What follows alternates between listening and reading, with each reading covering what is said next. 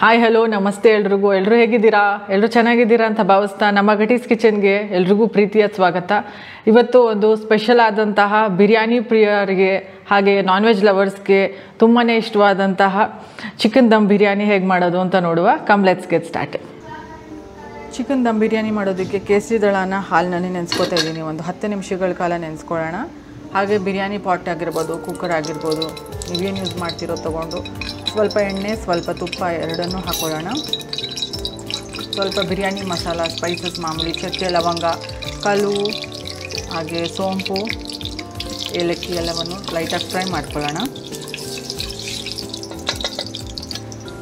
ಹಾಗೆ ಸ್ವಲ್ಪ ಮೆಂತ್ಯ ಸೊಪ್ಪು ಆ್ಯಡ್ ಮಾಡ್ಕೋತಾ ಇದ್ದೀನಿ ಮೊದಲಿಗೆ. ಅದರದ್ದು ಘಮ ತುಂಬಾ ಚೆನ್ನಾಗಿರುತ್ತೆ. ಹಾಗೆ ಪಲಾವ್ ತುಂಬ ಚೆನ್ನಾಗಿ ಬರುತ್ತೆ.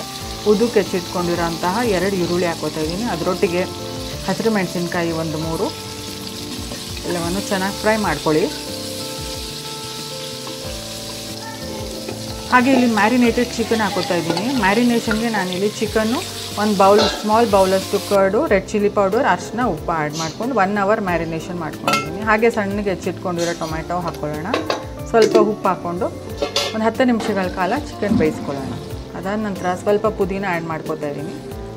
ಇನ್ನು ಸ್ವಲ್ಪ ಮಸಾಲೆ ಬೇಕಲ್ವ, ಅದಕ್ಕೋಸ್ಕರ ಇಲ್ಲಿ 2 ಸ್ಪೂನಷ್ಟು ರೆಡ್ ಚಿಲ್ಲಿ ಪೌಡರ್, ಒಂದು 3 ರಿಂದ 4 ಸ್ಪೂನಷ್ಟು ಧನಿಯಾ ಪೌಡರ್ ಹಾಕೋತಾ ಇದ್ದೀನಿ.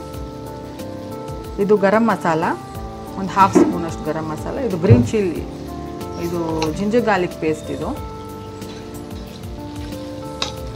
ಎಲ್ಲವನ್ನು ಹಾಕಿ ಚೆನ್ನಾಗಿ ಮಿಕ್ಸ್ ಮಾಡ್ಕೊಳ್ಳೋಣ.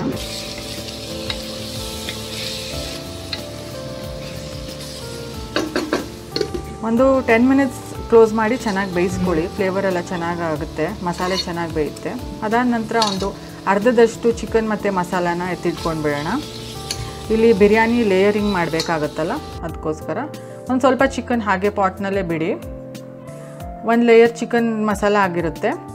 ಈಗ 1 ಲೇಯರ್ ನಾನು ಬಾಸ್ಮತಿ ರೈಸ್, ಮುಕ್ಕಾಲಷ್ಟು ಬೇಯಿಸ್ಕೊಂಡಿರೋ ಅಂಥ ಬಾಸ್ಮತಿ ರೈಸ್ನ ಆ್ಯಡ್ ಮಾಡ್ತಾಯಿದ್ದೀನಿ. ಬಾಸ್ಮತಿ ರೈಸ್ ಬೇಯಿಸ್ಕೊಳ್ಳೋದಕ್ಕೆ ಸ್ವಲ್ಪ ಉಪ್ಪು, ಹಾಗೆ 1-2 ಕಾಳಷ್ಟು ಮೆಣಸು, ಚಕ್ಕೆ, ಲವಂಗ ಎಲ್ಲ ಹಾಕಿ ಬೇಯಿಸ್ಕೊಂಡಿದ್ದೀನಿ. ಅದಾದ ನಂತರ 1 ಲೇಯರಷ್ಟು ಪುದೀನ ಮತ್ತು ಬ್ರೌನ್ ಆನಿಯನ್ ಸ್ವಲ್ಪ ಫ್ರೈ ಮಾಡ್ಕೊಳ್ಳಿ. ಆನಿಯನ್ನ ಬ್ರೌನಿಷ್ ಆಗೋವರೆಗೂ, ಅದು ಬ್ರೌನ್ ಆನಿಯನ್ಸ್ ಆಗುತ್ತೆ. ಅದಾದ ನಂತರ ಮತ್ತೆ ಇಲ್ಲಿ 1 ಲೇಯರಷ್ಟು ಚಿಕನ್ ಎತ್ತಿಟ್ಕೊಂಡಿದ್ದೀವಿ, ಅದನ್ನು ಆ್ಯಡ್ ಮಾಡ್ಕೊಳ್ಳೋಣ. ಮತ್ತೊಮ್ಮೆ ಇನ್ನೊಂದು ಲೇಯರಷ್ಟು ಇದು ರೈಸ್ ಹಾಕ್ಕೊಳ್ಳೋಣ. ಹಾಗೆ ಸ್ವಲ್ಪ ಪುದೀನ ಫ್ಲೇವರ್ಗೋಸ್ಕರ, ಸ್ವಲ್ಪ ಹುರಿದಿರೋಂತಹ ಈರುಳ್ಳಿ, ಲಾಸ್ಟ್ನಲ್ಲಿ ತುಪ್ಪದಲ್ಲಿ ಹುರಿದಿರೋಂಥ ಡ್ರೈ ಫ್ರೂಟ್ಸ್, ಗೋಡಂಬಿ ಮತ್ತು ದ್ರಾಕ್ಷಿ ಆ್ಯಡ್ ಮಾಡ್ಕೋತಾ ಇದ್ದೀನಿ. ಸ್ವಲ್ಪ ಮಧ್ಯದ ಜಾಗ ಮಾಡ್ಕೊಳ್ಳಿ. ನಾವೇನು ಕೇಸರಿ ನೆನೆಸ್ಕೊಂಡಿದ್ದೀವಲ್ಲ ಅದನ್ನು ಈಗ ಆ್ಯಡ್ ಮಾಡ್ಕೋತಾ ಇದ್ದೀನಿ.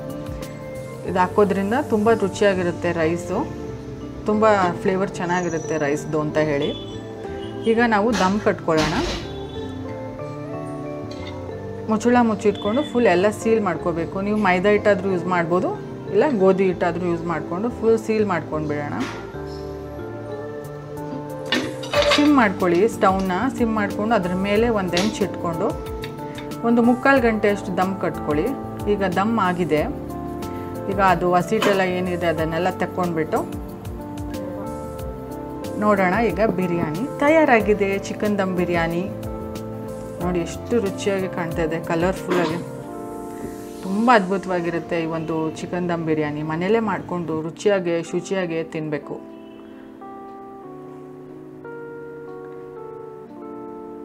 ಈಗ ಸರ್ವ್ ಮಾಡ್ತಾಯಿದ್ದೀವಿ. ಅದ್ಭುತವಾದಂಥ ನಮ್ಮ ಚಿಕನ್ ದಮ್ ಬಿರಿಯಾನಿ ಸವಿಯಲು ಸಿದ್ಧ. ಯಾವ್ದಾದ್ರು ಸ್ಪೆಷಲ್ ಒಕೇಶನಲ್ಲಿ ಮನೇಲಿ ಟ್ರೈ ಮಾಡಿ. ಈ ಒಂದು ಚಿಕನ್ ದಮ್ ಬಿರಿಯಾನಿ ತುಂಬಾ ಫ್ಲೇವರ್ಫುಲ್ಲಾಗಿ ತುಂಬಾ ಅದ್ಭುತವಾಗಿದೆ. ಆ ಬಾಸ್ಮತಿ ರೈಸ್ದು ಘಮ ಆಗಿರ್ಬೋದು, ಅಥವಾ ನಾವು ಸ್ಪೈಸಸ್ ಯೂಸ್ ಮಾಡಿರೋ ತುಂಬಾ ಫ್ಲೇವರ್, ತುಂಬಾ ಅರೋಮ್ಯಾಟಿಕ್ ಆಗಿದೆ. ನೀವು ನಿಮ್ಮ ಮನೆಯಲ್ಲಿ ಈ ಅದ್ಭುತವಾದಂಥ ರೆಸಿಪಿ ಟ್ರೈ ಮಾಡ್ತೀರಾ ಅಂತ ಭಾವಿಸ್ತೀನಿ. ಎಲ್ಲರ ಮನೆಯಲ್ಲೂ ಒಳ್ಳೆ ಅಡುಗೆ ಆಗಬೇಕು ಅನ್ನೋದೇ ನಮ್ಮ ಒಂದು ಉದ್ದೇಶ.